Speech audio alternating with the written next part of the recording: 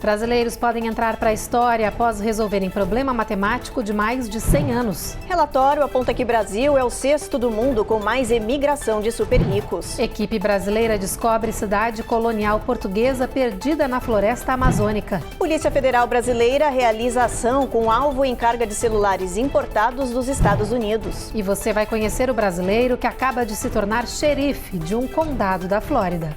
Não desistam. Lutem pelo que vocês querem, tá? Que vai dar certo.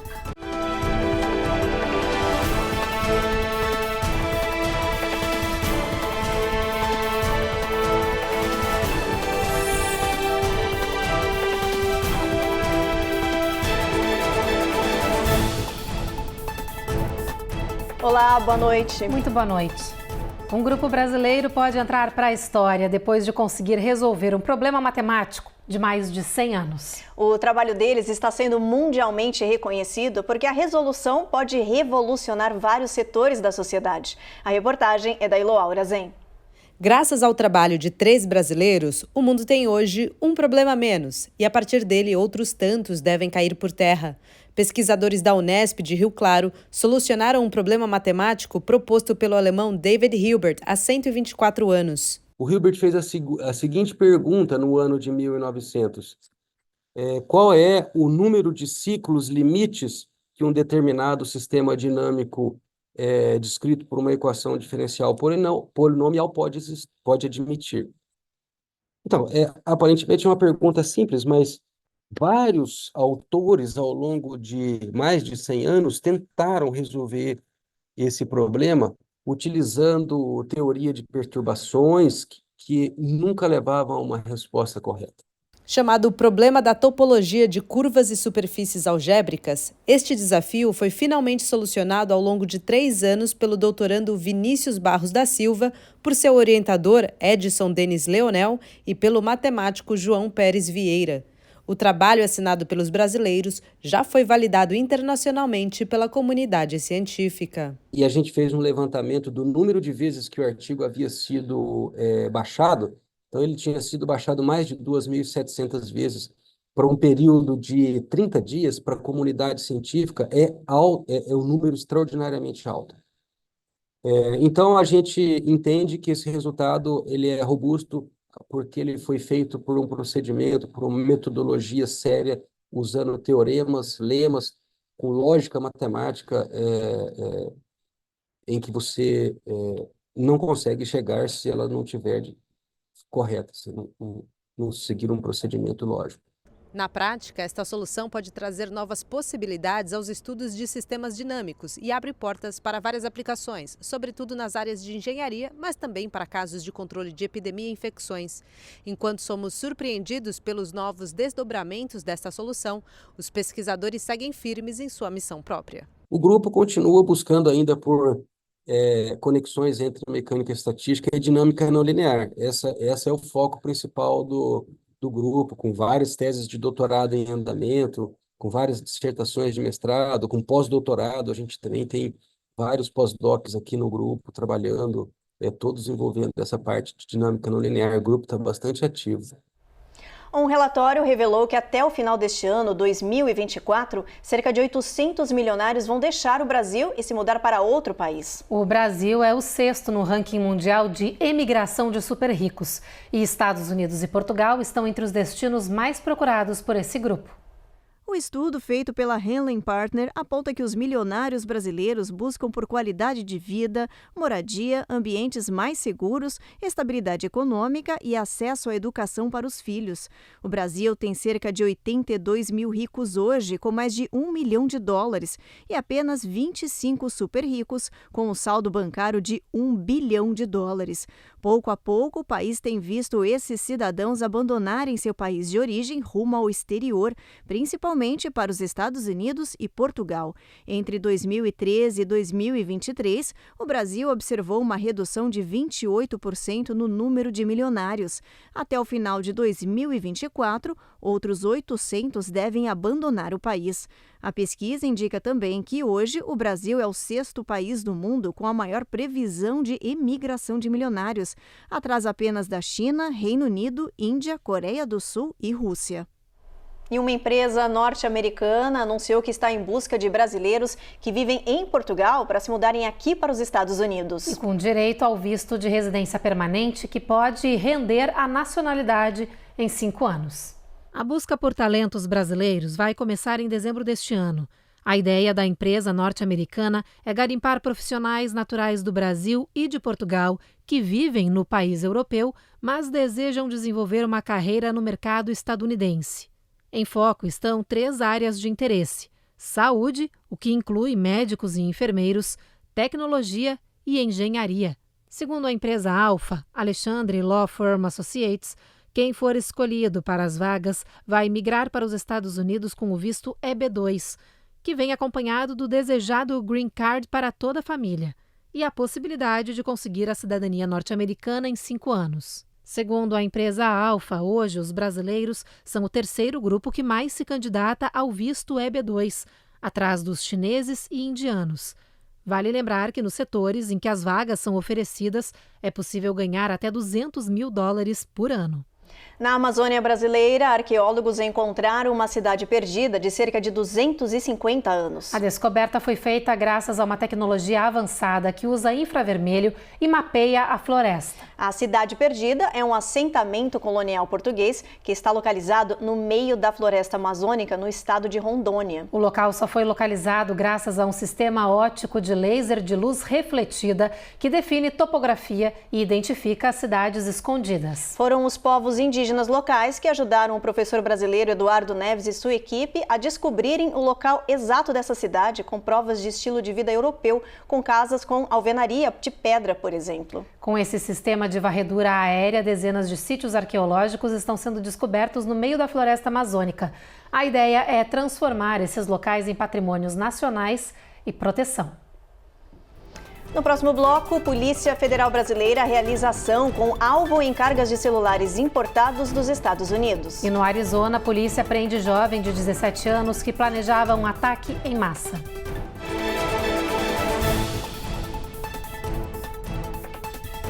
Américas no ar. Oferecimento. Rejab Chip. Melhore agora sua qualidade de vida. Uninter, a melhor faculdade para brasileiros nos Estados Unidos. Acesse uninteraméricas.com e inscreva-se já. Ei, deixa eu aproveitar aqui o intervalo rapidinho. Inscreve no canal, aproveita, deixa aí. E dá aquele like, por favor.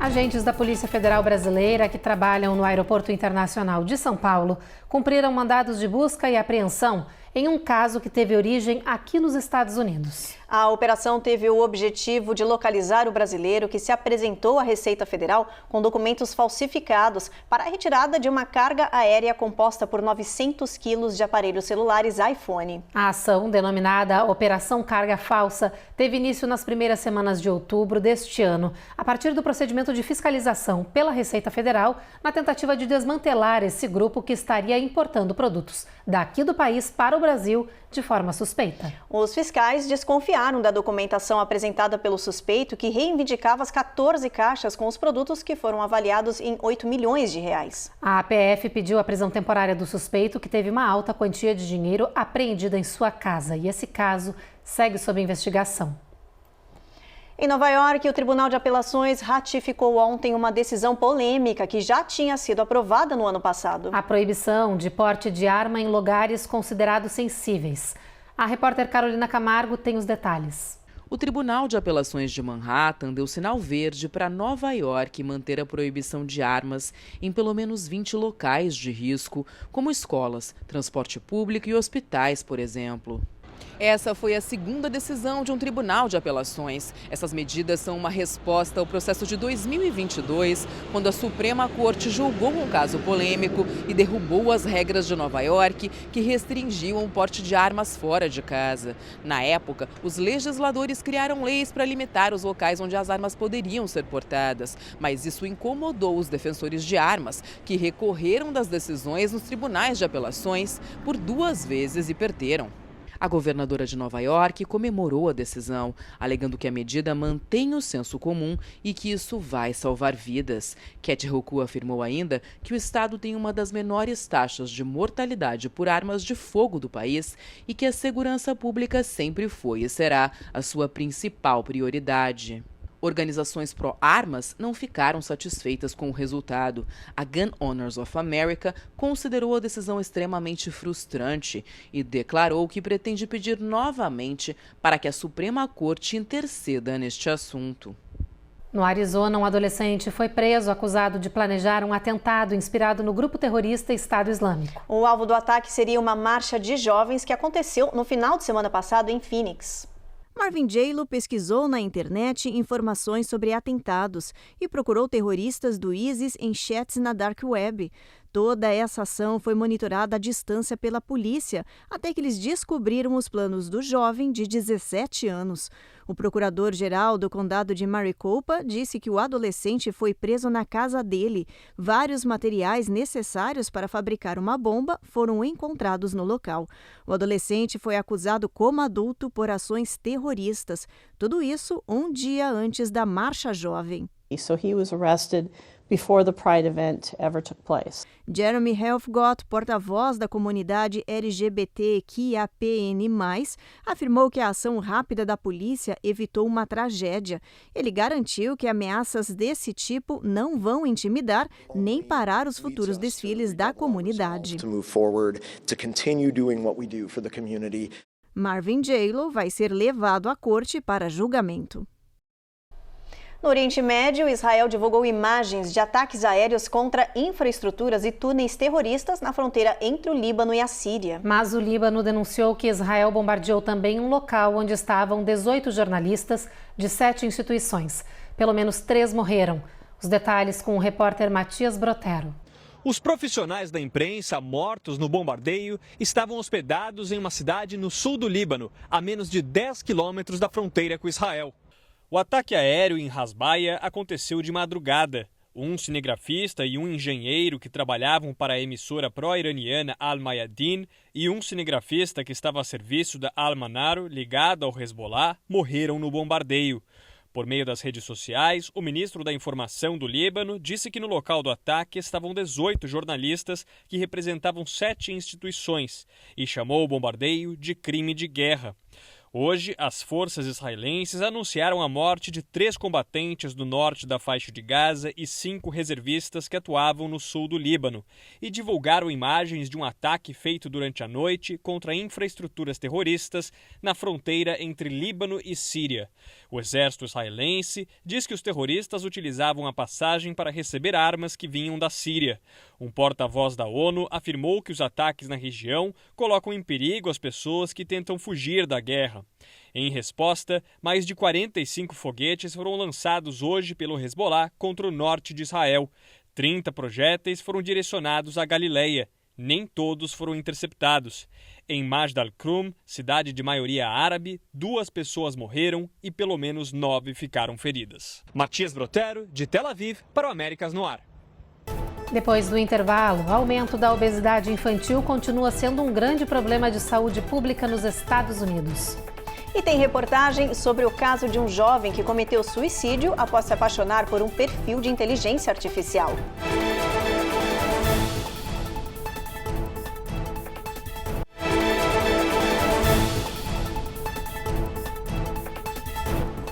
Um novo relatório do CDC mostra que o aumento da obesidade infantil aqui nos Estados Unidos segue sendo um dos maiores desafios quando se fala em saúde pública. É que a obesidade pode levar a graves problemas como doenças cardíacas e diabetes. E o número de crianças e adolescentes com sobrepeso elevado aumentou significativamente nas últimas 2 décadas. É uma grande preocupação de saúde que continua a piorar. Em 2000, quase 14% dos jovens de 2 a 19 anos tinham obesidade. Agora, em 2023, são mais de 21%. E no mesmo período de tempo, a obesidade mais grave nessa faixa etária quase duplicou. Mais de 60% dos meus pacientes estão acima do peso ou obesos. Alerta a doutora Sarah Nozzle, da Academia Norte-Americana de Médicos da Família. Ela diz que muitos fatores que estão fora do controle da criança podem contribuir para a obesidade, como a falta de acesso a comidas mais saudáveis, tipo frutas e vegetais frescos. Na contramão, aumenta a oferta de ultraprocessados com baixo teor nutricional e cheios de gorduras e açúcares. Por isso, para mudar a tendência da obesidade nas crianças, é preciso um esforço dos adultos. Especialistas dizem que há muitas maneiras simples de pais e cuidadores ajudarem a melhorar a saúde de uma criança, estimulando, por exemplo, a prática de exercícios e removendo da casa bebidas açucaradas e doces ultracalóricos. Também é importante tornar lanches saudáveis mais acessíveis aos pequenos, deixando frutas já picadas na geladeira, por exemplo. Mas o ideal mesmo para os especialistas é toda a família passar por uma reeducação alimentar. There's great evidence that it can be as effective as a diabetes medication to do physical activity following a meal. Um estudo acaba de revelar que adolescentes que receberam um medicamento específico para tratar a obesidade tiveram uma redução de suicídios. Segundo os pesquisadores, a descoberta desse duplo benefício de emagrecimento e estabilidade emocional é incrível, já que jovens tendem a deprimir durante esse tipo de tratamento. Com base em dados de mais de 7 mil adolescentes que passaram por esse processo nos Estados Unidos, foi possível constatar que quem consumiu o remédio GLP-1 apresentou um menor risco de ter pensamentos suicidas. O estudo foi feito após reguladores dos Estados Unidos e da Europa abrirem investigações por causa de relatos de que pessoas que usam os medicamentos de semaglutida estavam se automutilando e tendo pensamentos suicidas. Mas agora essa pesquisa publicada na revista científica JAMA Pediatrics mostra que não há ligação entre os casos e o consumo dos remédios. Pelo contrário, ele até ajudaria os jovens a ter ao menos 33% mais estabilidade emocional no tratamento, afastando os pensamentos suicidas. Em Orlando, na Flórida, um garoto de 14 anos tirou a própria vida em um caso que chocou médicos, amigos e familiares. Os pais do menino dizem que ele se apaixonou por um perfil online criado por inteligência artificial. O adolescente sabia que a personagem não era real, mas mesmo assim criou dependência emocional. Isso dispara um alerta sobre a saúde mental dos jovens e a relação deles com os computadores. Os pais entraram com um processo contra o Google, alegando que o programa de inteligência artificial manipulou profundamente o rapaz e afetou a saúde mental dele. A advogada da família, Metali Jen, afirma que se fosse uma pessoa real e adulta num caso desses, o responsável já estaria na cadeia. A família quer justiça e impedir que outros jovens caiam na mesma armadilha. Em fevereiro deste ano, Suel Setzer, de 14 anos, se suicidou logo depois de escrever para a personagem fictícia do chatbot que a amava muito e que tinha decidido voltar para casa, algo que foi incentivado pela inteligência artificial. A advogada afirma que durante meses o rapaz conversou diariamente com o robô, afetando e manipulando seu emocional sem barreiras ou proteções para evitar essa dependência. And there were no guardrails to prevent against that. O Google lamentou a tragédia e disse que implementou inúmeras novas medidas de segurança rigorosas nos últimos meses para evitar novos casos como esse. A empresa também afirmou que vai reduzir o conteúdo sensível para evitar abalar a saúde mental dos jovens. A presidente e CEO da Associação Mental da Flórida, Marnie Stallman, disse que o programa piorou as condições mentais que o rapaz já tinha antes e que ninguém percebeu, e que houve também falha do programa ao perceber essa dependência do jovem e não alertar os pais. There were no immediate notifications back to the parents. Quando eu penso na inteligência artificial e no caso do garoto que se suicidou, eu penso no set analítico. Seria a inteligência artificial capaz de produzir o afeto e o acolhimento necessários para os sujeitos e os seus inconscientes e as suas resistências? Nós queremos realmente nos relacionar com robôs, com máquinas afetivas? Talvez o que nos leve a um uso da inteligência artificial é a esperança de ter resposta para tudo. A fantasia de que nós vamos saber tudo em algum momento. As nossas perguntas, os nossos comportamentos já vêm sendo maquinados há um bom tempo. Os nossos desejos já não são nossos, eles são desejos pela performance compulsiva nos relacionamentos, nas redes sociais, e não importa o conteúdo, qualquer coisa está valendo a pena, desde que a gente possa robotizar a nossa vida e ganhar likes, para falar de si num lugar constantemente compulsório e que não é qualquer coisa, é a gente falar sobre o quanto a gente se ama, o quanto a gente é importante, o quanto nós somos autênticos, quase como uma propaganda de si mesmo. A seguir tem as informações sobre o incêndio florestal que devasta parte do estado de Connecticut. E você vai conhecer o brasileiro que acaba de se tornar xerife de um condado da Flórida.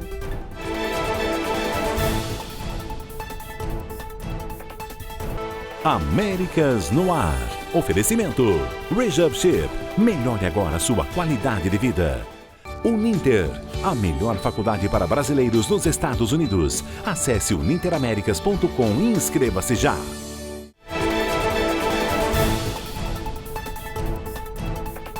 Com as festas de final de ano se aproximando, muitas pessoas não sabem como vão fazer para não acumular dívidas. Pois é, vem Thanksgiving, Natal, Ano Novo, muitas comemorações. E os especialistas alertam que é um período para pensar primeiro e gastar depois. Eles chamam a atenção para a necessidade de se organizar as finanças e não se atropelar. Uma pesquisa realizada pelo Reserve Bank de New York apontou que a população continua usando o cartão de crédito para gastos gerais, sem se preocupar com as contas. E com as celebrações de final de ano, a tendência é que essa dívida aumente ainda mais. Muitos dizem que a poupança de emergência é a única verba que está sobrando para o período de festas. Especialistas afirmam que esse estresse financeiro já era esperado para este ano, principalmente com as previsões do varejo de aumento recorde de consumo. O analista financeiro Greg McBride diz que o segredo é o equilíbrio. É preciso organizar as finanças, saber quanto dinheiro sobra na prática e só a partir daí planejar as festas e gastos com presentes dentro do seu orçamento. O objetivo é sair dessa fase sem ter que sacar sua poupança e sem aumentar a sua dívida de cartão de crédito, explica o economista. A consultora Cassandra Rupp vai além. Ela alega que com o orçamento em mãos você pode calcular os gastos futuros. Pode, por exemplo, dividir os custos com parentes e amigos nas festas de final de ano. Cada um pode trazer um prato e você pode comprar presentes mais baratos.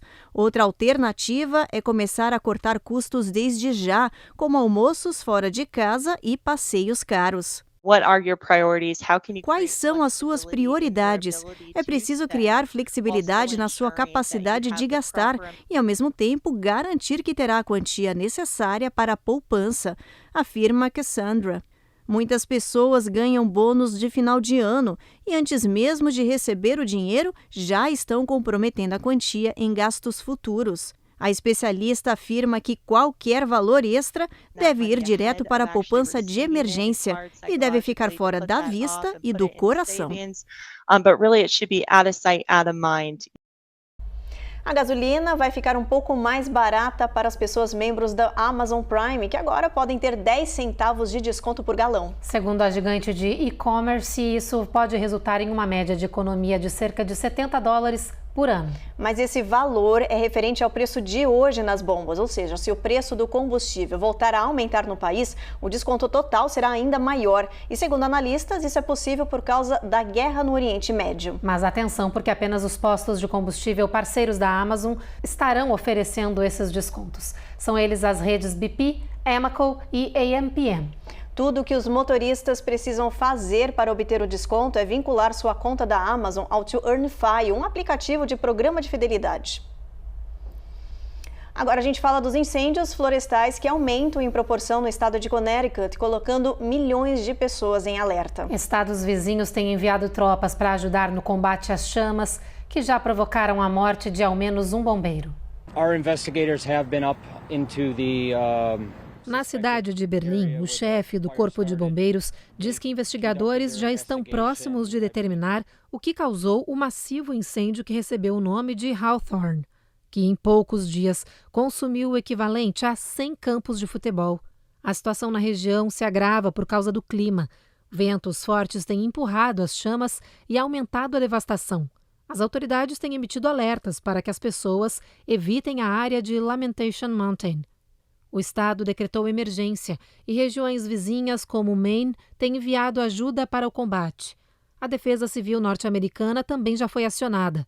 Por terra e por ar, a Guarda Nacional de Connecticut também não mede esforços. Foi com muito lamento que o chefe dos bombeiros de Berlim anunciou que um de seus colegas morreu durante o combate às chamas. Robert Shakervik, um bombeiro aposentado, trabalhava como voluntário para evitar que o fogo chegasse às comunidades próximas. Um herói que também trabalhou nos resgates de 11 de setembro em Nova York.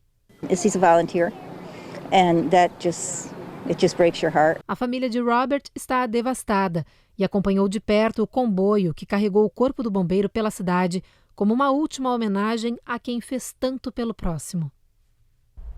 Hora da previsão do tempo, vamos checar no telão como vai ficar o final de semana aqui no país. Em Boston e Nova York, previsão de tempo encoberto, mesma situação em Washington. De Norfolk a Charlotte, máxima pode bater 80. Em Atlanta, 82, com bastante sol previsto no final de semana. Na Flórida tem sol entre nuvens, mesclando aí ao longo do final de semana. Em New Orleans e em Houston, previsão de bastante calor.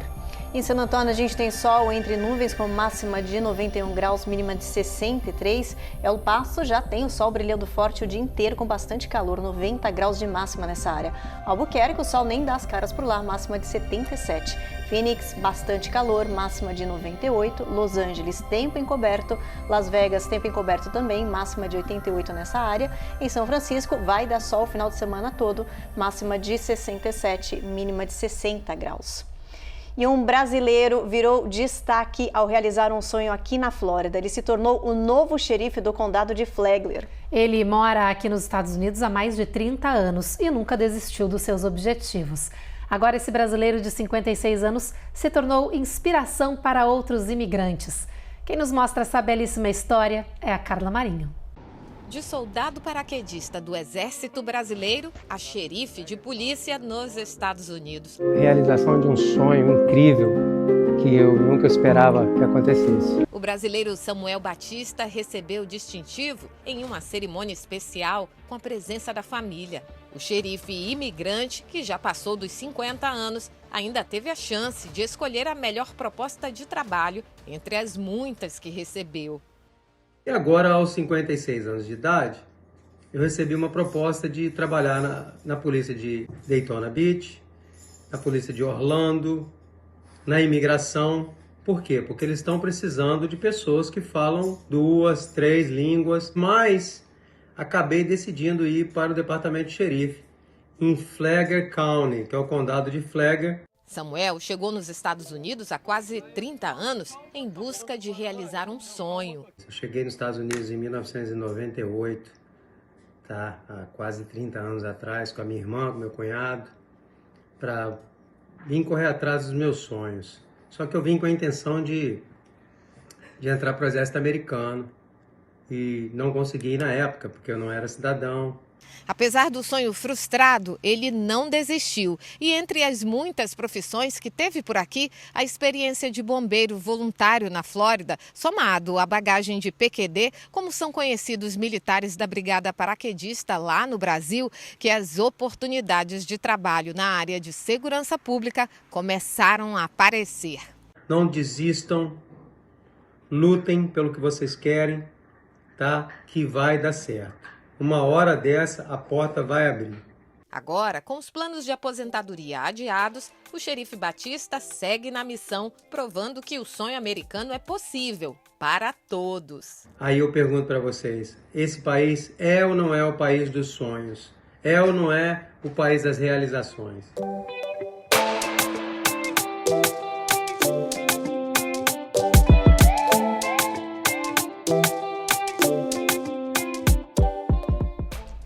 Que história incrível, é mesmo de encher a gente de orgulho. Imagina um xerife brasileiro por aqui. Bastante bacana e parabéns, viu? Muito orgulho. Bom, o Jornal Américas no Ar de hoje termina agora. A gente espera vocês na próxima segunda-feira e você fica agora então com mais um capítulo da novela O Rico e Lázaro. Boa noite. Boa noite.